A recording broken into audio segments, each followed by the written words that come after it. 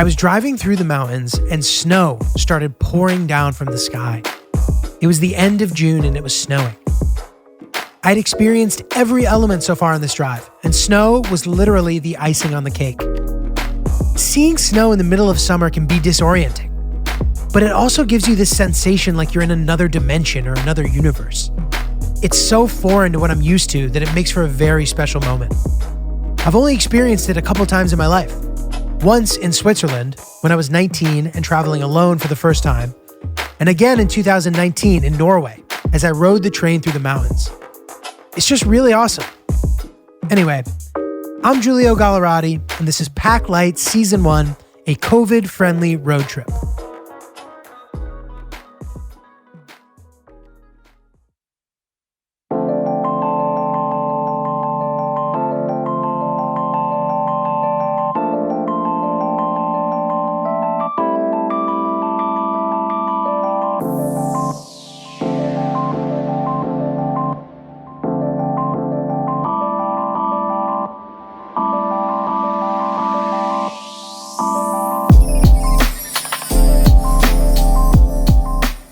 I feel bad with how many of the episodes I've started by saying this, but I woke up feeling terrible. Again, I don't know. Anybody who's ever burned the candle at both ends knows that when you wake up in the morning while you're doing that, you don't feel great, you know?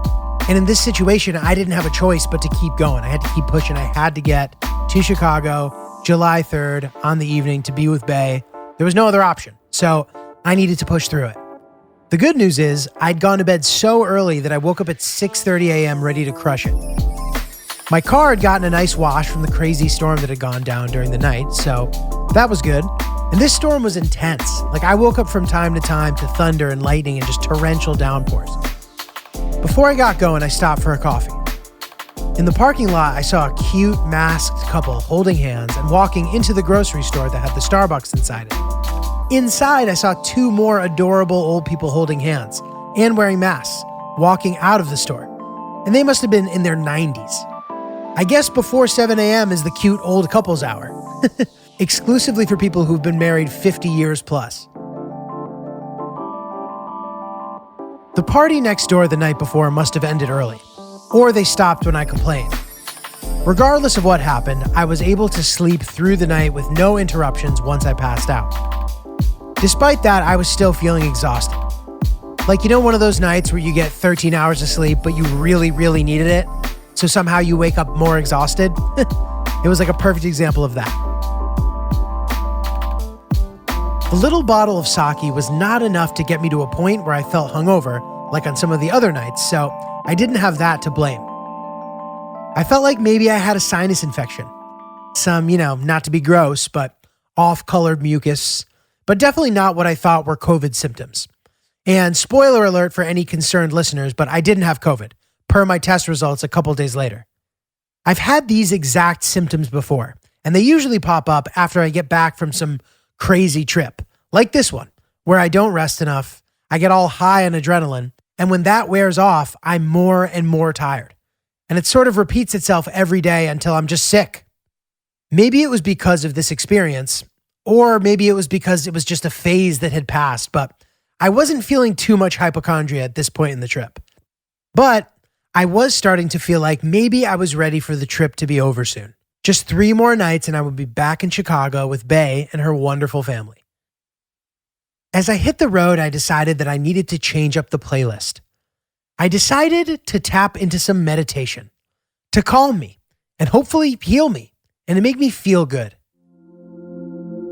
So I decided to put on the Daily Meditation Podcast. Each episode was short and sweet and allowed one to really get in touch with how they were feeling in a hope to help one feel grounded and healthy in mind and body. I know life is stressful, but there are miracles waiting for you. If you just close your eyes and focus on your breath.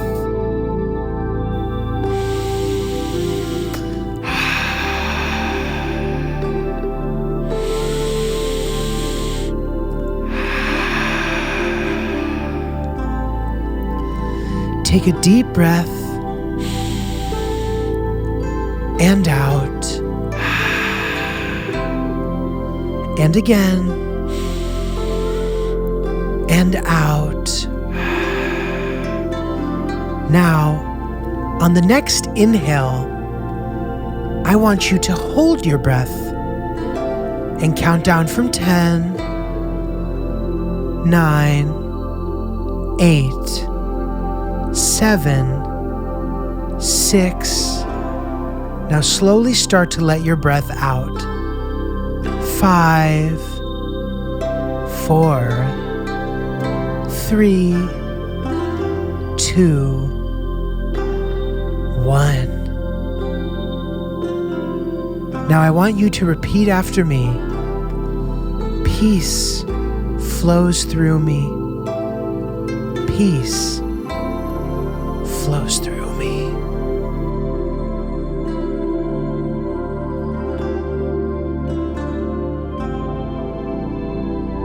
That felt kind of good, right? I mean, I definitely leaned into it a little bit, but it was definitely something along those lines. Well, unfortunately, it didn't make me feel fully better, but per usual, I chugged some Dayquil and hoped for the best.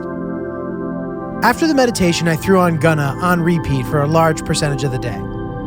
Something about Gunna feels very appropriate for the open road. Like I said before, his song Yosemite from the Travis Scott Astroworld album should be on the National Park soundtrack.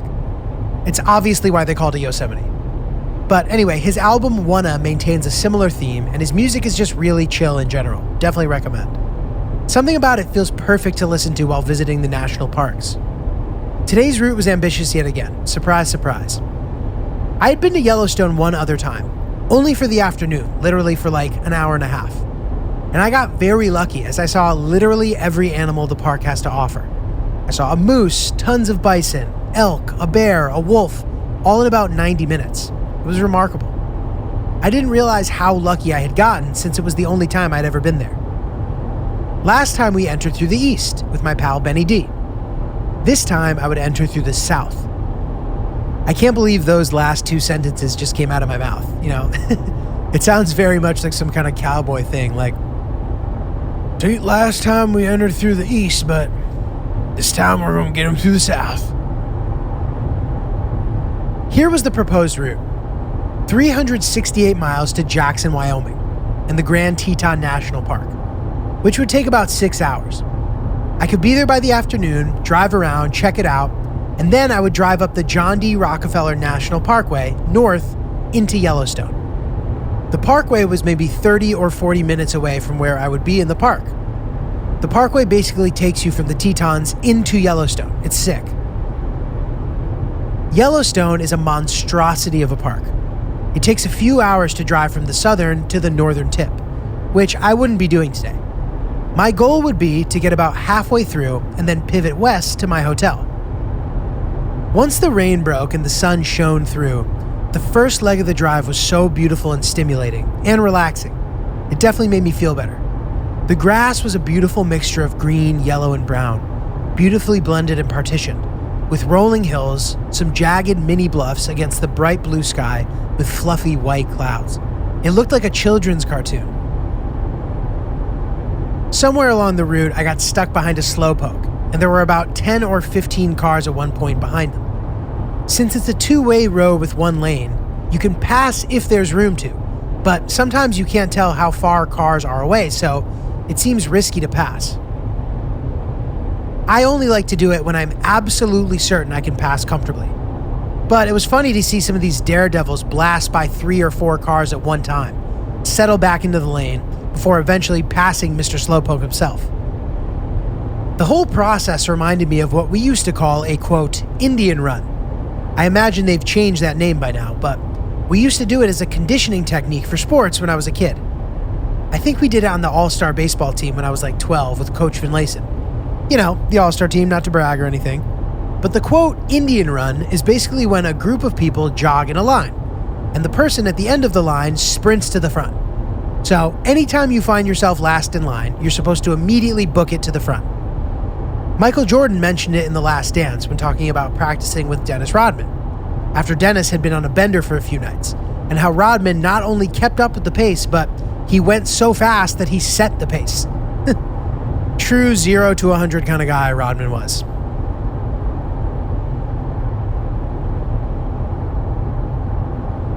I was never able to fully get past the slowpoke, as I was like 4 or 5 cars back from him. But fortunately, I had to make a pit stop for gas and was able to get out of the procession. I am not really a risk taker when it comes to trying to pass cars on a 2-way road with 1 lane going in either direction. But some more about this later.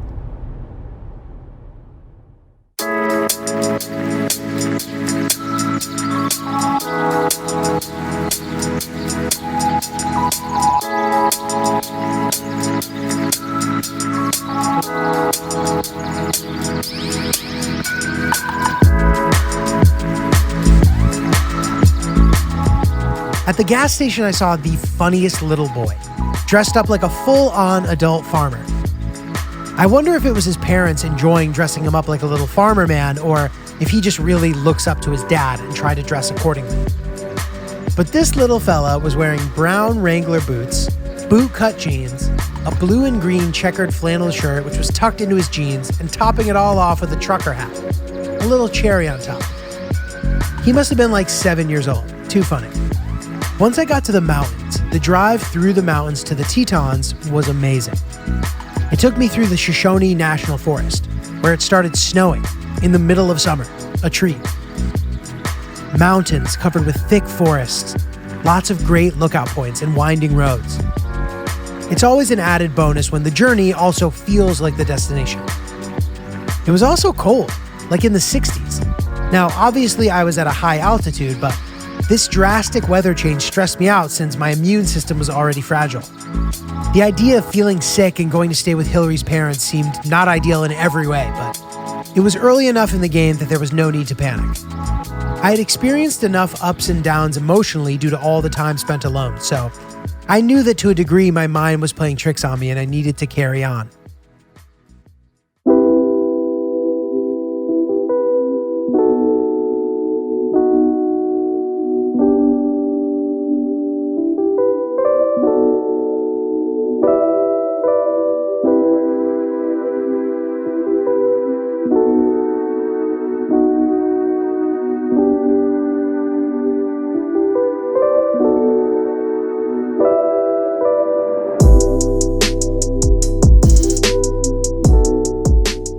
The Grand Tetons are like in-your-face magnificent. Big peaks covered in snow, right in a row on display. The Tetons are part of the Rocky Mountain Range. They span for about 40 miles north to south throughout Wyoming. The highest peak, named Grand Teton, obviously, is about 14,000 feet, 4,200 meters. A big boy for sure. I could have planned this part of my trip a little better, but the plan was to explore Yellowstone more extensively this time than I did last time. So, in the interest of doing that, I was just going to drive around the Teton Park for an hour or two, make a few stops to take some pics, and drive north to Yellowstone. Now, you could visit, and I think many people do, but you could visit both the Tetons and Yellowstone for a week and still feel like you didn't have enough time. So, doing both in one day was giving me anxiety, but I needed to get over it and carry on. Especially because this was a bonus. I hadn't planned on even coming this far west. It was a late game decision to add Yellowstone, which is a classic example of not realizing how far it actually is when you're looking at a map. You're like, I'm already driving X amount of miles. I might as well just add this on too. I wanted to try to come back because last time I felt really rushed in Yellowstone, and I was so blown away by it that I really wanted to see more. But one day I'd like to come back to this area for a week. Maybe with Hillary or my parents or something. I ended up accidentally exiting and re-entering the park a few times, which normally would mean I would have to pay $35 again, but fortunately I had my park pass, which, when I re-entered, had officially more than paid for itself. Clutch. Many of the peaks of the Tetons had disappeared into the clouds, which isn't necessarily ideal, but plenty of the peaks were still visible as well, which made it kinda sick. Equally cool to a fully clear day, in my opinion. They say that at Denali, in Alaska, which I ended up visiting 2 months later to complete all 50 states, They say you can only see the mountain 33% of the time in general. But those statistics are skewed because it's much more visible in the wintertime. In Alaska, spring, summer, and fall all happen during the traditional summer months, like early June through September, which are also the peak tourism months. So during that time, it's actually very rare to see the peak clearly at all. And not only clearly, but literally to see any of the peak whatsoever, whether it's the base, the middle, typically you can't see it at all. Fortunately, when I visited, I got to fly by the mountain and I did end up seeing a little bit of it just for a second, but only for a second, and I spent 2 or 3 days there. I'm using Denali as an example because Denali, which was formerly called Mount McKinley, is the tallest peak in North America, right around 20,000 feet. Take a wild guess as to where that ranks in the world. I'll give you a second. Okay, time's up. It isn't even in the top 100 in the world. That's crazy, right? There are some beasts out there, apparently. I think Mount Everest is like 29,000 feet. That's the biggest one.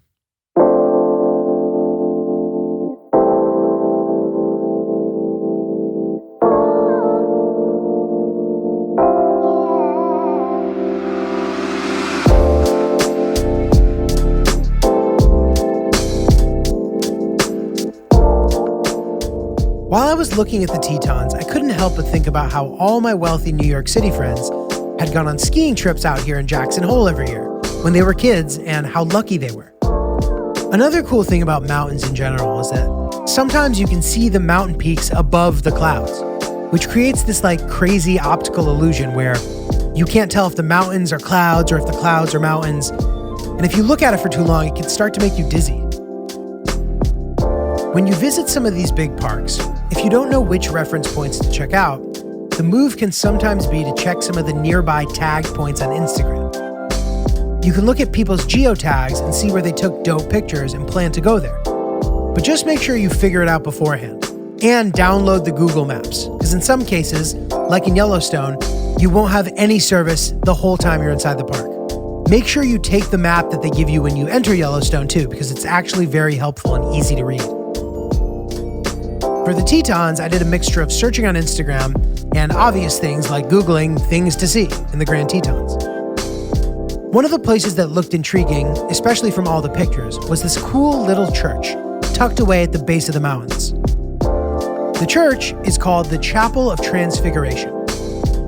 A Google search describes it as the following. The Chapel of Transfiguration is a small log chapel in the Grand Teton National Park, in the community of Moose. The chapel was sited and built to frame a view from the cathedral of the giant peaks in a large window behind the altar.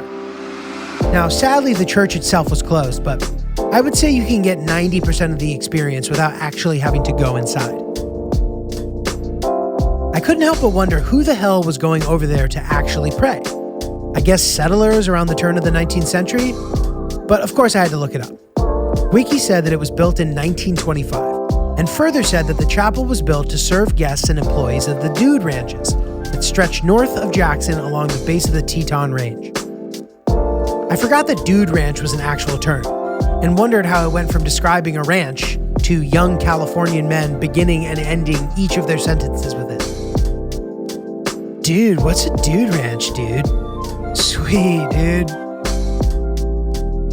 Closer to the Rockefeller Highway, there were these big bodies of water right in front of the mountain, with people fly fishing, or just plain fishing. If you visit the area, I recommend going for a few days, even if you're not going to camp, because there's simply too much to see. I was literally stopping every 5 minutes to get out of the car and take pictures. Once I started driving on the Rockefeller Highway, I had no service pretty much for the rest of the day, until I exited Yellowstone at least. This was pretty much the first time I would have no service for basically the entire day, which is fine minus having to navigate around. But like I said, they do give you a map as you enter Yellowstone. And as far as the map is concerned, everything is pretty clearly marked as you drive through the park. They do an incredibly good job of being organized while maintaining raw nature. You can see animals at any moment in every part of the park. But that's not always a good thing. I found out later that night on the news that some 70-year-old lady had gotten gored by a bison that day at Yellowstone. She apparently got way too close to it and it got pissed off and attacked her.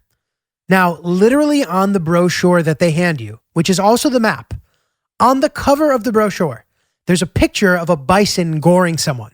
And it says, in big letters, Yellowstone is a dangerous place, followed by some tips to avoid being murdered by animals. Now, I just couldn't help but think that, this lady was handed that pamphlet and then was gored hours later. It's kind of hard to feel bad for her. But she was 72, so I'm not sure how she even survived that. But obviously, I'm happy that she did. But pretty crazy.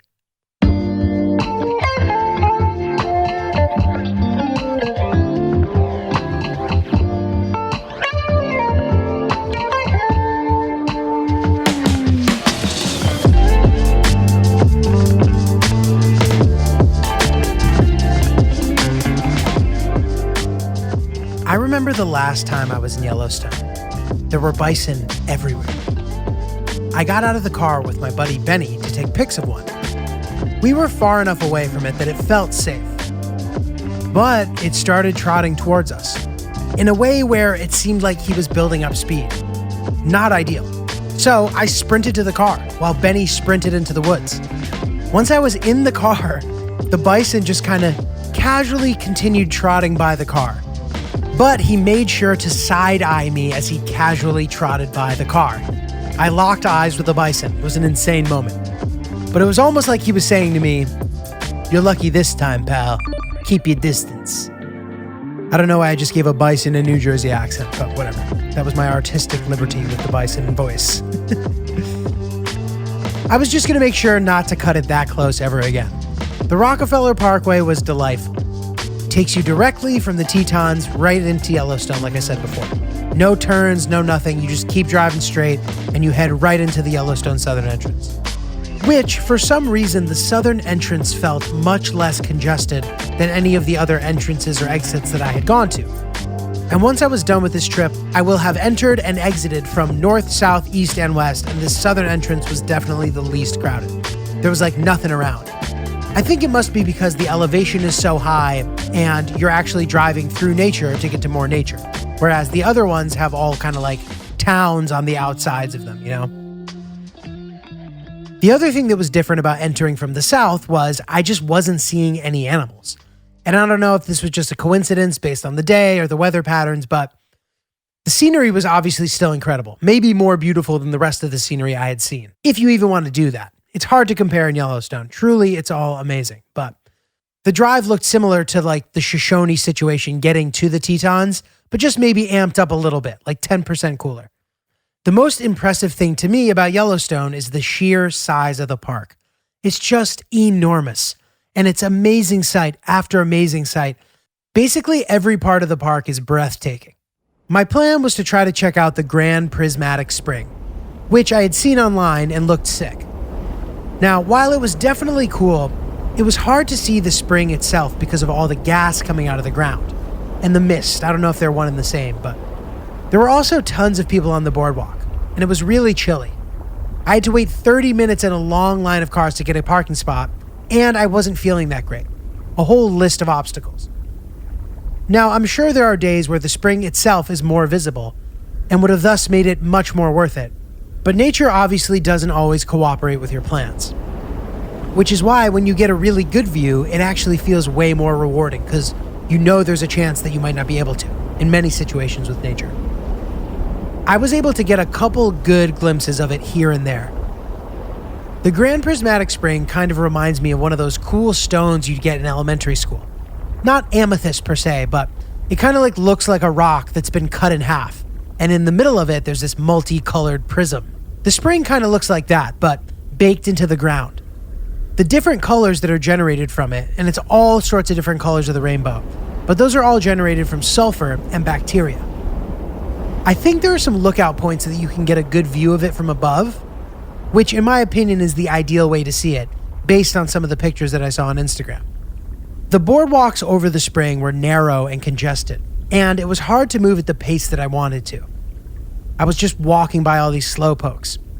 I even heard some girls with southern accents say, "People don't say excuse me here. What are we, in New York?" I wanted to be get out of the way, lady, but I didn't say anything.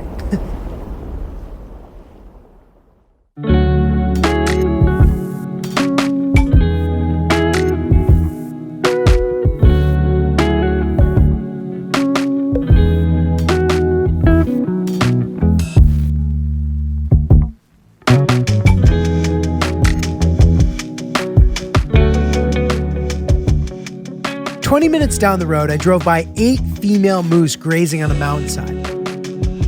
It's funny, you can always tell where there are animals around because people flock around them like geese. Most of the time, you see the cars and congestions of people in an area where you're like, there's nothing going on here, so you know there's an animal there. But you always spot that before you even spot the animal, which of course takes away from the experience a bit. It's fun to kind of like spot the nature yourself for the first time. That's the goal. But it was hard to be an effective lookout for myself because I was driving, so I didn't want to be distracted. That's where someone in the passenger seat would have really been useful. So I saw those moose, and then on the drive out of the park, I saw a few more. All female, which means no antlers. Obviously would love to see those big antlers, which was another thing that I would end up seeing in Alaska. I saw a giant family of moose. It was pretty cool. And we actually got out of the car to kind of like run off the side of the road in Denali to take pictures of it. And these old people just started going, "You're not allowed to get out of the car! You're not allowed to get out of the car!" I just wanted to be like, dude, whatever. Mind your own business. But earlier that day in Denali, I had taken a bus ride, and the tour guide was really helpful.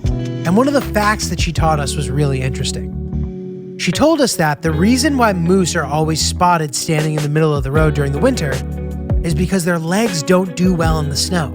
They buckle and they fall and get stuck and obviously don't enjoy it. So they like to camp out in the middle of the road and are known for having tempers when they're confronted by drivers, which is just hilarious because moose are kind of always portrayed as gentle animals. Although I guess like they're all also like, now that I think back on it, in some video games I played, there's this game called Mickey Mania, and like there was a level where the moose got angry and he charged, so I guess moose's charges were a thing, but I'm used to just seeing a moose and thinking that they would be like, you know, like have some silly cartoonish voice. But anyway, they don't recommend honking or antagonizing the moose because they'll charge and can do some serious damage to your car. The move is to try to respectfully drive around them if possible, which is so hilarious to me. Like, who knew moose had so much personality? I snapped a couple pics of the moose that I saw. Hillary always makes fun of me if I ever zoom in to take pictures. But in my defense, it's an animal. If I don't zoom in, you won't be able to see it. But I guess you can zoom in on the zoomed out picture once you take it, but isn't that the same thing? I don't know. Let me know if you guys have any thoughts on that. Unfortunately, I didn't see any bison. I didn't see any other animals, in fact. It was still awesome, but I was hoping to see some more. I'm getting frustrated as I read this because there's no way to really describe how incredible Wyoming and Yellowstone are. You truly just need to go see it for yourself. I promise you, you will not be disappointed. While I was driving around, I saw one of the craziest Instagram boyfriend situations I'd ever seen in the southern part of the park. There was this girl standing on top of this jagged rock that must have been 100 feet above water, above like a ripping river.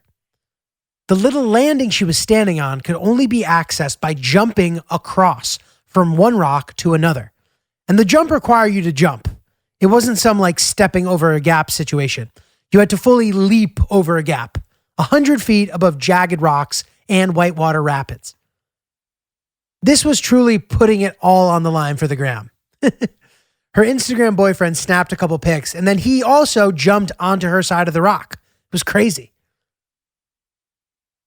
Now, I know you're probably wondering if I stopped at Old Faithful. And the answer is, this time, like last time, no. Again, I wish that I had, but it's okay. Some people have told me that it's really sick. Others say it's not. But the fact that everyone knows about it made me less excited about it, which I need to get over. But I was on a short schedule, as you guys all know, so I figured maybe next time. I figured if the Prismatic Spring was crowded, Old Faithful would be even more crowded. And I preferred the idea of exploring more than the idea of getting bogged down at one thing again. But Yellowstone has it all. Mountains, lakes, ponds, streams, rivers, trees, valleys, peaks, waterfalls, whatever other nature thing I forgot to mention. It literally has all of it and the sickest possible version of all of it. I tried my best not to veer off onto random roads as I was exiting the park. I was having serious Yellowstone FOMO, but I tried to have self-control. I used the map to navigate out of the west side of the park to Montana, and eventually into Idaho, where I would be staying tonight. I hadn't had service for hours and could only imagine that Hillary would think I was dead. I forgot about the no service thing, but hoped that no one was too worried.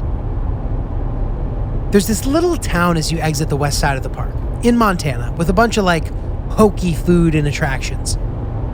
I hadn't eaten anything yet, so I figured I would save myself for dinner.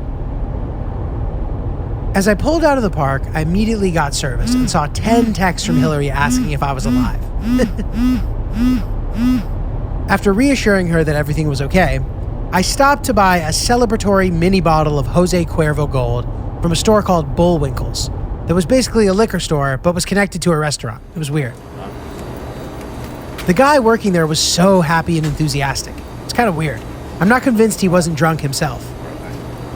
Apparently, people drink quite a bit in Montana, according to Benny D, who went to college here. And not just people in college, just people in Montana in general drink a shit ton. The guy at the store mentioned that he was out of tequila, but suddenly remembered that he had some small bottles behind the register. At this point, I was drinking every night and eating terribly, the complete opposite of how I intended, but sometimes you just gotta go with the flow. I remembered that I wanted a Red Bull, so I was like, oh, one sec, I need to get a Red Bull. And the guy just goes, it's on the house.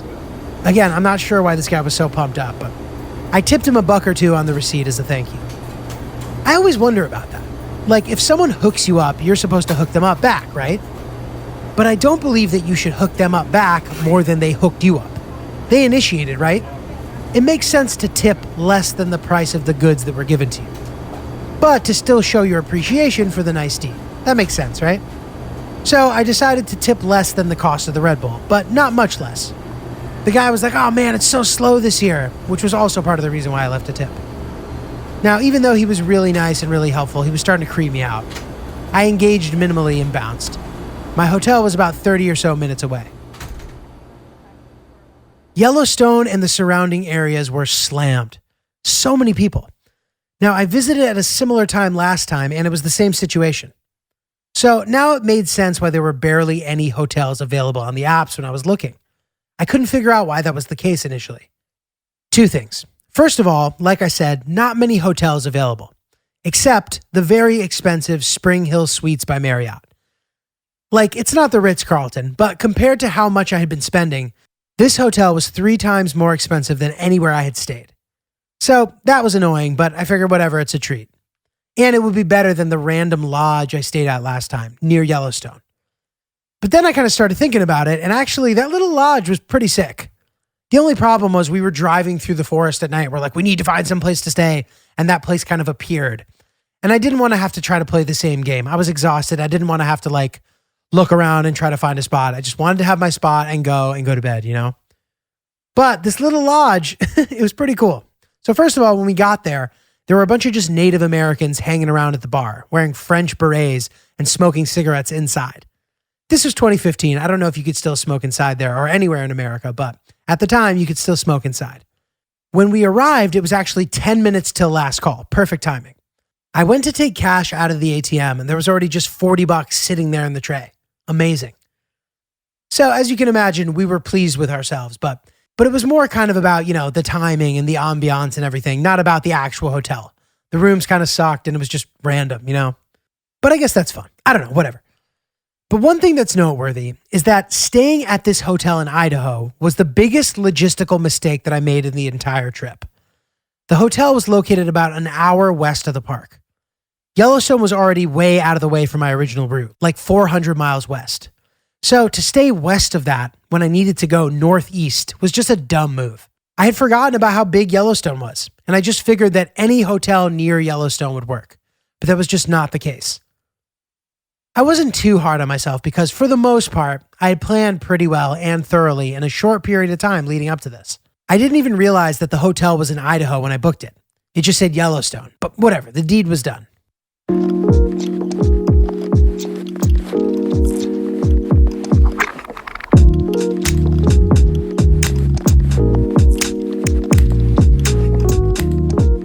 The hotel, located in Idaho Falls, wasn't totally finished yet. Still some construction going on. There was a nice outdoor jacuzzi that I would normally hit hard without the presence of a global pandemic. And the hotel was right beside a scenic river area where people were fly fishing. I don't know much about Idaho, just that Sun Valley is considered one of the best places to live in the country, and that the KKK used to be based there. I'm assuming only one of those facts made it to the brochure. I'm also unsure if either of those things are true. I've just heard that. It's funny to note that I answer my parents' phone calls every single time they call me, no matter what, just in case it's an emergency. I noticed that they have done that to me also, my whole life. My dad's a professor, and he will literally answer my call while he's teaching a class and be like, "Hey, I'm teaching class, are you okay?" And then I'm like, "Yeah," and then he just hangs up. I guess this is an example of when you become like your parents. We spoke to each other many times a day during this trip. For dinner, I picked the quirkiest looking spot that I could find. I was starving, so I wanted to make this fun. I was gonna over-order for sure, and I was in the mood to eat some gamey food. I drank half of my little bottle of tequila, with the Red Bull of course, in my hotel. On the way up to my room, after scoping the hotel out a bit, I found myself in the elevator with these two knucklehead teenagers, who were young enough to be on a family outdoor trip with their parents, but old enough to sneak out of the hotel to smoke pot each night. Groups of teenagers are not typically a thing that I, or I imagine anyone, enjoys. I was wearing an Astroworld hat, and the kids in the elevator were like, "What's up, dude?" Like kind of classic teenagers being dicks in public, like trying to be funny or something. And for some reason, I just went, fucking, I don't know, chillin', man. I don't know why I chose to swear, but like maybe I was trying to subconsciously prove to them that I too am cool. I feel very lame having tried to get these teenagers' approval in retrospect. But then one of the kids, who reminds me of a guy from this meme that I love, from the account My Cringe, which in my opinion is the funniest account on Instagram. But it's a meme of this teenager, and he's singing along to a Gunna song. He's not lip-syncing particularly well, shirtless, he daps up his boy as he walks by. He has like long blonde hair, braces, looks like he's on the football team or something. And I forget how the song goes in particular, but it's something like, "I know my purpose, foreign car, yeah, came with curtains, blah, blah, blah, blah, got that baby Birkin, fuck a good and got a legs twerking," and then he makes this like little smile and sex motion. I'm just like, oh God, this is so funny. But anyway, this kid looked exactly like that, both physically and in demeanor. He looks at my hat and he goes, "Travis Scott, cool, dude." And then we parted ways, but I was shook. Somehow that interaction felt like it could have gone much worse. I felt really self-conscious and embarrassed. It's just crazy to get harassed by children. But this was not my first foray into harassment from children. A couple months earlier, teenagers had started throwing M&Ms at my head on the subway. Like really hard too, like chucking M&Ms at my head. After the third one hit my head, I had had enough. And I stood up and I pretended to start filming them. Like to just try to do something. And immediately they surrounded me and started threatening me. And there were literally 10 of them. And they were big. It was just not fun. If I got my ass kicked by a bunch of teenagers, I would feel pretty lame. I was also like slightly turned up at this point. Like a drink or two did the trick these days. But time to head to Connie's.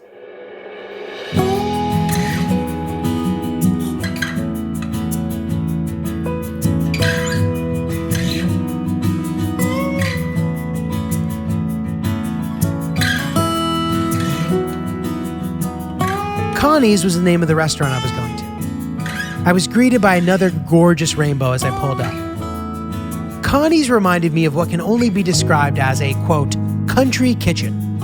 Kind of like a homey setup inside, wooden chairs and tables, newspaper tablecloths, kind of like a log cabiny exterior. And there were all female waitresses who all kind of like felt like your mom, you know? There was a bar with the classic kind of patrons for a place like that. The kind of guys who pay cash and they keep their change on the bar to either continue buying drinks or to put towards the tip.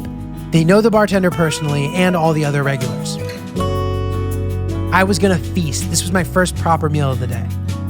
My first course was a little beet salad that came with my entree, plus a nice, fat, delicious piece of classic cornbread. I also ordered a small fried shrimp appetizer. The shrimp came kind of flattened, kind of like the shrimp was split in two and fried. I liked some extra surface area. They were really good. I then ordered a complete swing and a miss with the fried steak strips. Literally like mozzarella sticks, but with steak in the middle and tomato sauce to dip. The waitress described them as tasty. I would describe them as disgusting. I then ordered the herring for my main, which came with a tartar sauce, which I don't really care for. The herring was a little dry. I'm not really sure why I ordered it. I probably should have played it safer. My bad. But I still recommend the restaurant, just maybe try some different items. It was packed and I'm sure their other stuff was good. People were stuffing their faces. And that cornbread and the shrimp were incredible. So I still say try Connie's.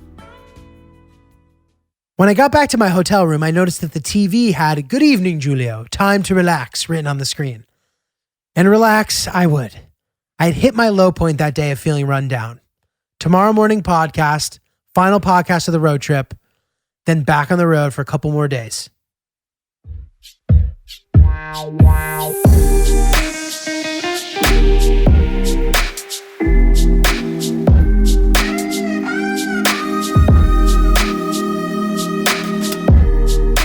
On the next episode of Packlight, I pull an audible and I start the day in Yellowstone. I get inches away from an enormous wild animal and I eat a killer bowl of elk chili. If you've been listening this long, you know the next part.